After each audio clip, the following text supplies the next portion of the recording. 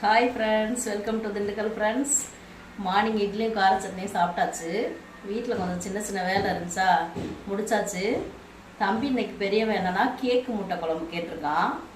அது வந்து நம்ம முஸ்லீம் வீட்டு ஸ்பெஷலு. நம்ம அதை என்னன்னு பார்க்கலாமா, பண்ணி பார்த்துடலாமா? வாங்க வீடியோக்குள்ளே போகலாம். வாங்க, இன்னைக்கு லஞ்சுக்கு நம்ம கேக்கு முட்டை குழம்பு தான் பண்ண போகிறோம். நம்ம வீட்டு ஸ்பெஷல் கேக்கு முட்டை குழம்பு எப்படி பண்ணலான்னு பார்க்கலாமா?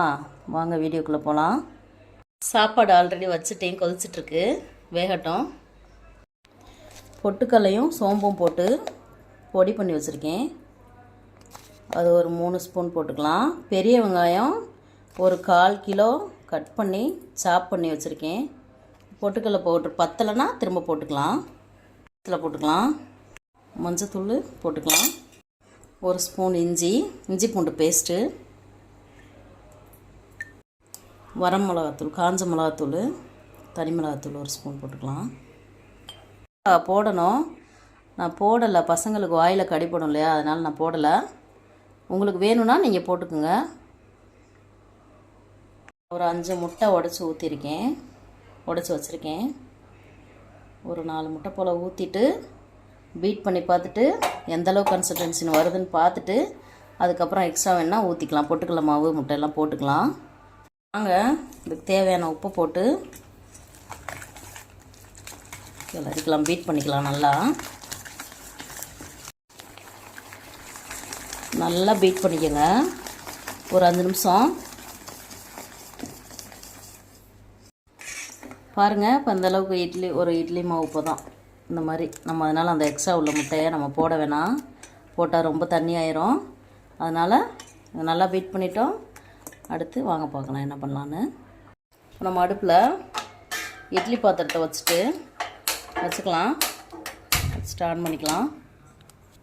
எடுத்து ஃபுல்லாக அப்படியே ஆயில் விட்டுக்கலாம், கீழே ஒட்டாமல் வர்றதுக்காக. உங்கள் வீட்டில் நார்மல் இட்லி பாத்திரம் தான் இருக்குது அப்படின்னா இட்லி சட்டி வச்சு அந்த இட்லி சட்டிக்கு மேலே அந்த வரந்த வரும்ல, அது வரையும் என்ன தட்டு அந்த அளவுக்கு ஏதாவது வீட்டில் நம்ம சாப்பாடு தட்டு வச்சுருந்தீங்கன்னா சாப்பாடு தட்டு வச்சு யூஸ் பண்ணிக்கோங்க. சாப்பாடு தட்டு வச்சு யூஸ் பண்ணி மேலே மூடிக்கோங்க.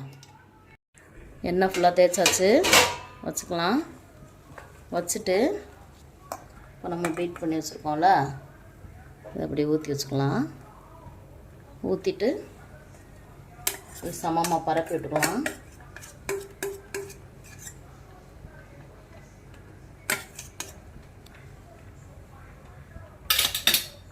இப்போ எல்லா முட்டையும் ஊற்றி இப்படி சேம் லெவலில் வச்சாச்சு. மூடி வச்சுக்கலாம். ஒரு 5 மினிட்ஸில் வெந்துடும். சாதம் வெந்துருச்சு, வடிச்சுக்கலாமா? நம்ம குழம்பு ரெடி பண்ணிக்கலாம். முட்டை வெந்துட்டுருக்கட்டும், அதுக்குள்ளே நம்ம குழம்பு தாளிச்சிக்கலாம். முட்டை வெந்துட்டுருக்கட்டும், நம்ம குழம்பு ரெடி பண்ணலாம், தாளிச்சிடலாம். வாங்க, சட்டி எண்ணெய் காஞ்சிடுச்சு. நல்லா எண்ணெய் வந்து நல்லெண்ணெய் யூஸ் பண்ணிக்கோங்க, ஏன்னா இது புளிக்குழம்பு பேஸில் தான் வைக்க போகிறோம். அதனால் நல்லெண்ணெய் யூஸ் பண்ணிக்கோங்க. இந்த பாத்திரம் வந்து குஜராத்லேருந்து எங்கள் அண்ணா கொடுத்து விட்டது. இது பயங்கர வெயிட்டாக இருக்கும், குறைஞ்சது 2 kg இருக்கும். பயங்கர வெயிட்டாக இருக்கும். சட்டி காயறதுக்கு மட்டும் டைம் எடுத்துக்கிறோம். எண்ணெய் ஊற்றிட்டு வெங்காயம்லாம் போட்டால் உடனே வதங்கிடும், நல்லாயிருக்கும். எண்ணெய் காஞ்சிடுச்சு. நம்ம இன்றைக்கி கடுகு போட போகிறதில்ல. வெந்தயம்,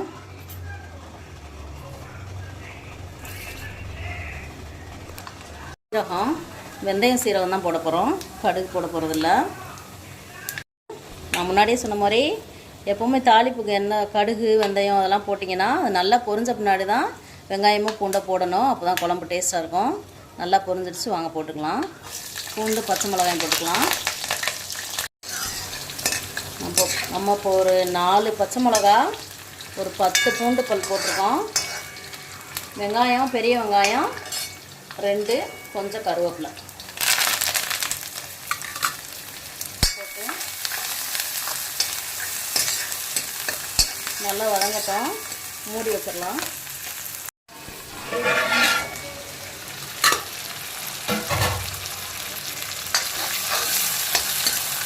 வெங்காயம் பாதி வதங்கியிருக்கு, இன்னும் கொஞ்சம் நல்லா வதங்கட்டும்.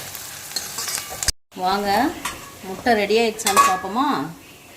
பாருங்கள், நான் ஸ்டார்டிங்காக சொன்னேன்ல கேக்கு முட்டை குழம்புன்னு, கேக் மாதிரி அப்படியே மேலே உப்பி வந்துருச்சு பார்த்தீங்களா. நம்ம இந்தளவு தான் ஊற்றி வச்சோம். இப்போ எப்படி வந்திருக்கு பாருங்கள், உப்பி நல்லா வெந்துருச்சு. இப்படியே அடுப்பு ஆஃப் பண்ணி வச்சுட்டு ஆற வச்சிடலாம். ஆற வச்சுட்டு நம்ம கட் பண்ணிக்கலாம். வெங்காயம் நல்லா ப்ரௌனிஷாக வந்துருச்சு. வந்தோடனே தக்காளி அரைச்சி வச்சுருக்கோம். நான் இன்றைக்கி சின்ன தக்காளி ஒரு 4 தக்காளி அரைச்சி வச்சுருக்கேன். அதை போட்டுக்கலாம்.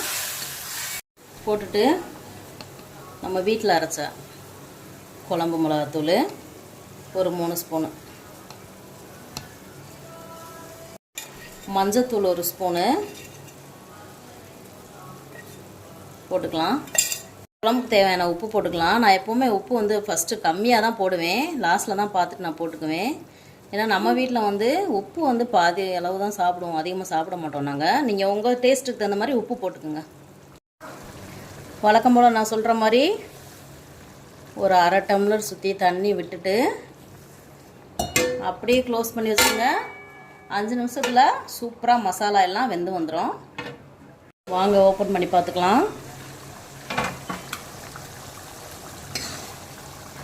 நல்லா வதங்கி வந்துருச்சு. லைட்டாக எண்ணெய் பெரிய அளவுக்கு வதங்கிருச்சு நல்லா. நான் சொன்ன மாதிரி அந்த மாதிரி தண்ணி ஊற்றி வச்சுட்டு நீங்கள் மூடி வச்சுட்டு அழகாக போய் கொஞ்சம் நேரம் ரிலாக்ஸ் ஆகலாம். இல்லைன்னா எண்ணெயை ஊற்றிட்டு தக்காளி போட்டு பக்கத்துலேயே நின்று கிண்டிகிட்டே இருப்பாங்க. அப்படி அவசியமே இல்லை. கொஞ்சம் தண்ணி ஊற்றிட்டு நீங்கள் அடுத்து ஒரு டீ போட்டு குடிக்கலாம், ஏதாவது ரிலாக்ஸ் ஆகலாம், போய் உட்காந்துருக்கலாம், அந்த மாதிரி ஏதாவது பண்ணிக்கோங்க.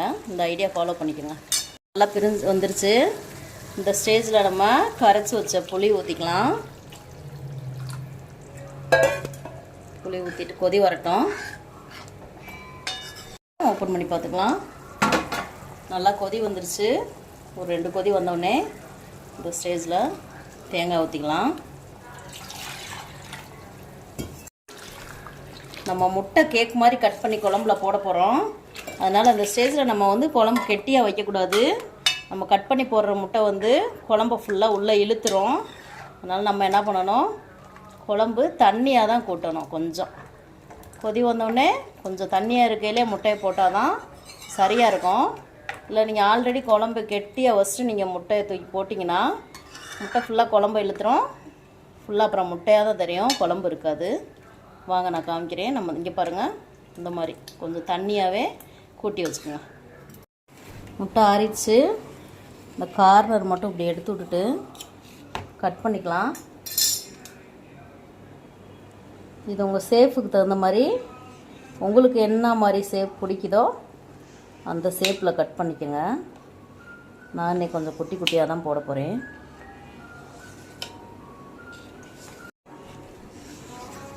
இப்படி கட் பண்ணிக்கோங்க. கட் பண்ணியாச்சு, எடுத்து வச்சுக்கலாம். இதில் நான் ஒரு சின்ன தப்பு பண்ணிட்டேன். இதில் கொஞ்சம் கரம் மசாலா போடணும். நான் அந்த இது நீங்கள் போட்டுக்கோங்க, நான் மறந்துட்டேன். எல்லாத்தையும் எடுத்து வச்சுட்டு காமிக்கிறேன். நம்ம இப்போ எல்லாமே எடுத்து வச்சிட்டோம்.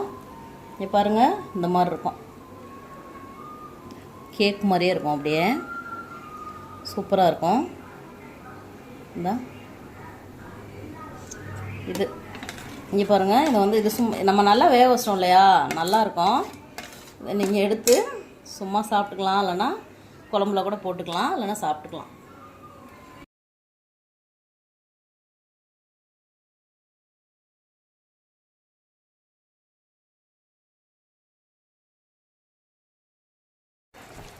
முட்டை எல்லாம் நம்ம போட்டோம். குழம்பு இந்த அளவு இருக்குல்ல, இன்னும் கொஞ்சம் குடிச்சிரும் முட்டை. குழம்புலாம் குடிச்ச வரையில் குழம்பு கொஞ்சம் கெட்டியாயிரும், சரியாக இருக்கும். இந்த ஸ்டேஜில் கொஞ்சமாக அப்படி நல்லெண்ணெய் விட்டுட்டு சிம்மில் வச்சு ஒரு 5 நிமிஷம் க்ளோஸ் பண்ணி வைங்க. க்ளோஸ் பண்ணி வச்சுட்டு 5 நிமிஷம் கழிச்சு வந்து பார்ப்போம். வாங்க குழம்பு ரெடி ஆயிடுச்சான்னு பார்த்துக்கலாம். எண்ணெய் நல்லா பிரிஞ்சு வந்துருச்சு, முட்டையெல்லாம் நல்லா ஊறிடுச்சு. ஆக்சுவலாக கேக்கு முட்டை குழம்பு வந்து மீன் குழம்பு மாதிரி. மீன் குழம்பு வந்து எப்படி வச்சு ஒரு 1 மணி நேரமோ 2 மணி நேரமோ கழித்து சாப்பிட்டா நல்லா டேஸ்ட்டாக இருக்குமோ, அதே மாதிரி தான் இந்த கேக் முட்டை குழம்பும். நீங்கள் வச்ச உடனே சாப்பிட்றத விட ஒரு 1 மணி நேரம் கழித்து சாப்பிட்டிங்கன்னா இந்த குழம்புலாம் வந்து குழம்புல முட்டை வந்து நல்லா ஊறிடும், இன்னும் நல்லா டேஸ்ட்டாக இருக்கும். வாங்க நம்ம வந்து சாப்பிட்டு பார்த்துடலாம். வாங்க சாப்பிட்டு பார்த்துடலாமா? ஆக்சுவலாக இது வந்து நம்ம வீட்டு ஸ்டைலு, முஸ்லீம் வீட்டு ஸ்டைலு இந்த குழம்பு. இதுக்கு வந்து நாங்கள் ஒயிட் ரைஸ் வைக்க மாட்டோம், வெந்தய சோறு வைப்போம், அப்படி இல்லைன்னா பருப்பு சோறு வைப்போம். நான் வந்து இன்றைக்கி ஒயிட் ரைஸ் தான் வச்சுருக்கேன். நம்ம வீட்டு ஸ்டைலில் வைக்கணுன்னா வெந்தய சோறோ பருப்பு சோறோ தான் வைக்கணும். நான் உங்களுக்கு வச்சு காமிக்கிறக்காக ஒயிட் ரைஸ் வச்சுருக்கேன். இன்னொரு நாளைக்கு வெந்தய சோறு வச்சு காமிக்கிறேன் உங்களுக்கு. பாருங்கள் எப்படி இருக்குன்னு. இந்த எண்ணெய் பிரிந்து நல்லா வந்துருச்சு. முட்டையெல்லாம் கேக் மாதிரி அழகாக இருக்குது. சாப்பிட்டு பார்த்துடலாம். வாங்க சாப்பிட்டு பார்த்துடலாம். குழம்பு கொஞ்சம், எக்கு கொஞ்சம் ஃபஸ்ட்டு எடுத்துகிட்டு சாப்பாட்டை சாப்பிட்டு பார்த்துடலாம். வாங்க.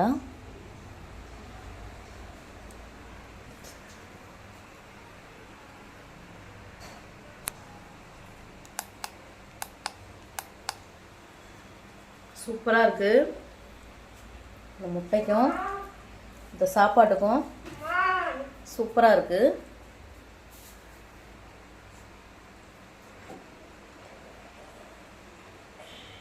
நல்லாயிருக்கு, சூப்பராக இருக்குது. இதுவே நீங்கள் இன்னும் ஒரு மணி நேரம் கழித்து முட்டையெல்லாம் நல்லா குழம்புன ஊறின பின்னாடி சாப்பிட்டிங்கன்னா பயங்கர டேஸ்ட்டாக இருக்கும்.